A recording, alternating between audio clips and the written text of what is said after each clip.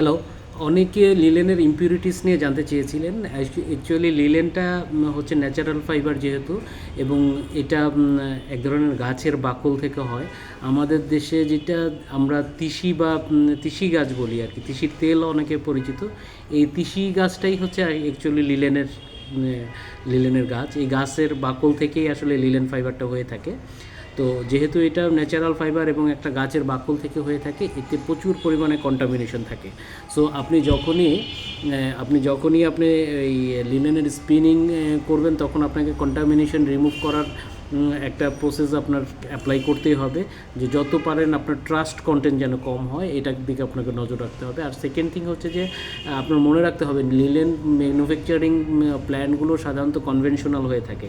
আমাদের যারা কটন আমরা তৈরি করি বা সিনথেটিক্স তৈরি করি, তাদের যেমন মডার্ন মেশিনারিজ ইউজ করে, কিন্তু লিলেনের ক্ষেত্রে এটা হয় না। লিলেনের ক্ষেত্রে ম্যাক্সিমাম ক্ষেত্রে যেটা হয় সেটা হচ্ছে যে লিলেনের আমরা conventional type spinning, conventional type weaving use করি।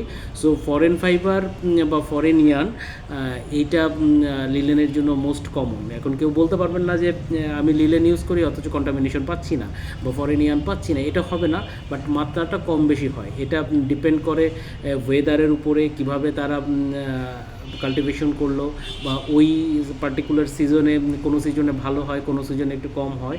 তো এইভাবে আসলে কাজগুলো হয়ে থাকে। সো লিলেনের কন্টামিনেশন থাকবে, বাট এটার মাত্রাটা কটনের তুলনায় একটু বেশি থাকবে। তো আপনাকে আফটার মেকিং দ্য গার্মেন্টস এটাকে রিমুভ করতে হবে। সাধারণত ফরেনিয়ানের ক্ষেত্রে এটা সবচেয়ে বেশি ইম্পর্টেন্ট।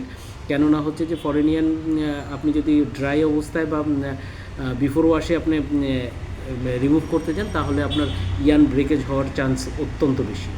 সো এটা ওই অবস্থায় না করাটাই বেটার দেন যখন গার্মেন্টস হয়ে যাবে, ওয়াশ হয়ে যাবে, তখন এটা একটু সোয়েল হয়, ফুলে যায়, তখন এটাকে হাত দিয়ে খুলে নিতে অনেক সুবিধা হয়।